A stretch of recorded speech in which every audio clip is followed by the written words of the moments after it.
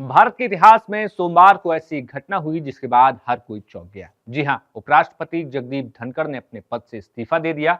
और बड़ी बात यह है कि इस इस्तीफा ऐसे दिन पर आया जब मानसून सत्र की शुरुआत हुई। पूरे दिन जगदीप धनखड़ ने सदन की कार्रवाई में सभापति के तौर पर हिस्सा लिया और शाम होते होते जगदीप धनखड़ का अचानक से इस्तीफा आ गया। लेकिन भारत के इतिहास को देखें तो अब तक दो उपराष्ट्रपति ऐसे हुए हैं जिन्होंने अपने पद से इस्तीफा दिया। लेकिन वजह थी कि उपराष्ट्रपति पद से इस्तीफा तब दिया गया जब वो राष्ट्रपति पद के लिए चुनाव लड़ने वाले थे। जगदीप धनखड़ का कार्यकाल अभी 2027 तक बाकी था, लेकिन उससे पहले ही उन्होंने अपने पद से इस्तीफा देकर राजनीतिक गलियारों में जैसे हड़कंप मचा दिया है। नमस्कार, मेरा नाम है मोहित कुशवाहा और आप देख रहे हैं द हिंदी टॉप।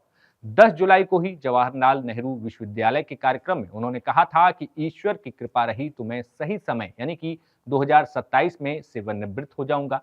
ऐसे में सवाल लाजमी है कि उन्होंने अचानक ऐसा फैसला क्यों लिया। कहा जा रहा है कि राष्ट्रपति से उनकी मुलाकात पहले से निर्धारित नहीं थी। पूर्व उपराष्ट्रपति जगदीप धनखड़ ने सीधे राष्ट्रपति द्रौपदी मुर्मू से मुलाकात की और उन्हें अपना इस्तीफा सौंपा। और सबसे बड़ी बात कि इस इस्तीफे को तुरंत ही उन्होंने सोशल मीडिया के माध्यम से सार्वजनिक भी कर दिया। कहा तो यहां तक जा रहा है कि सदन के बाद उन्होंने इस फैसले को लेकर प्रधानमंत्री मोदी तक से कोई बातचीत नहीं की, जो कि हर किसी को अब चौंका रही है। तो बड़ा सवाल, क्या वाकई अपने इस्तीफे में उपराष्ट्रपति जगदीप धनखड़ ने जो बातें बताई वो कितनी सही? ये बात तो सही है कि उपराष्ट्रपति अपने स्वास्थ्य का इलाज दिल्ली के एम्स में करा रहे थे। 9 मार्च को अचानक उनके सीने में दर्द की शिकायत के बाद उन्हें दिल्ली के एम्स में भर्ती कराया गया था। 3 दिन बाद 12 मार्च को उन्हें अस्पताल से डिस्चार्ज कर दिया गया था।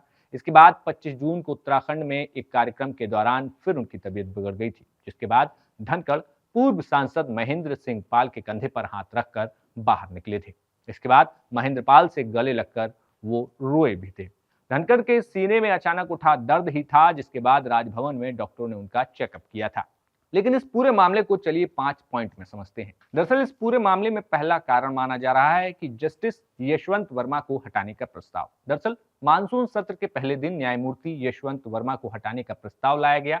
राज्यसभा में यशवंत वर्मा को हटाने का प्रस्ताव विपक्ष के द्वारा लाया गया, जबकि लोकसभा में मोदी सरकार प्रस्ताव लाने की इसकी तैयारी कर रही थी।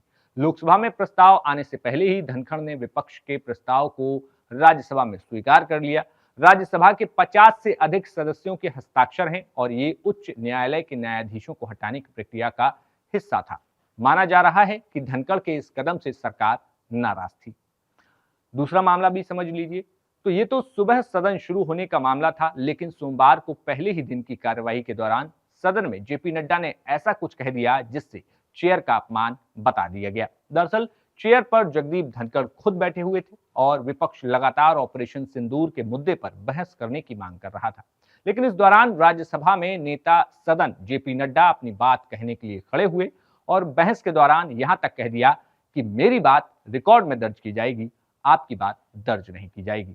तो वहीं इन दो मामलों के अलावा एक तीसरी बात और थी जो काफी गंभीर मानी गई। दरअसल सदन की कार्यवाही के बीच में करीब 4:30 बजे बिजनेस एडवाइजरी कमेटी यानी कि बीएसी की दूसरी मीटिंग हुई थी। इसमें सत्ता पक्ष के प्रतिनिधि के तौर पर सूचना और प्रसारण राज्य मंत्री एल मुरुगन मौजूद थे। मुरुगन ने सभापति जगदीप धनखड़ से मीटिंग को अगले दिन यानी कि मंगलवार को रीशेड्यूल करने का आग्रह किया, क्योंकि इस मीटिंग में नेता सदन जेपी नड्डा और संसदीय कार्य मंत्री किरेन रिजिजू मौजूद नहीं थे। इस बात पर जगदीप धनखड़ नाराज भी नजर आए। इस तरह से नड्डा ने अपनी नाराजगी जाहिर की और जगदीप धनखड़ को एक राजनीतिक संदेश देने की कल कोशिश की। माना जा रहा है कि इसी कारण से धनखड़ ने उपराष्ट्रपति पद से इस्तीफा दे दिया। बताया गया कि 2 दिन पहले भी बिजनेस एडवाइजरी कमेटी की मीटिंग हुई थी, जिसका कोई नतीजा नहीं निकल सका था।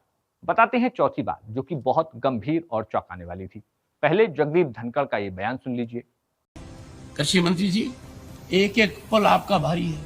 मेरे आपसे आग्रह है और भारत के संविधान के तहत दूसरे पद पर विराजमान व्यक्ति आपसे अनुरोध कर रहा है कि कृपया करके मुझे बताइए, क्या किसान से वादा किया गया था और वादा किया गया वादा क्यों नहीं निभाया गया, और वादा निभाने के लिए हम क्या कर रहे हैं।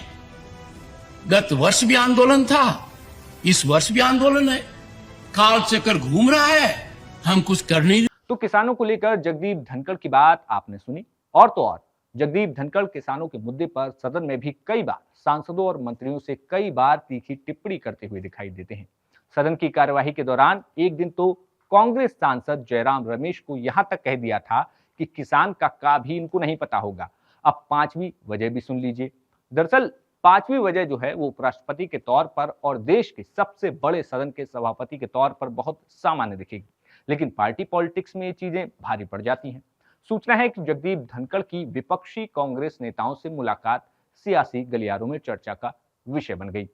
कहा यह भी जा रहा है कि जगदीप धनखड़ ने मल्लिकार्जुन खड़गे के अलावा अरविंद केजरीवाल से भी मुलाकात की थी।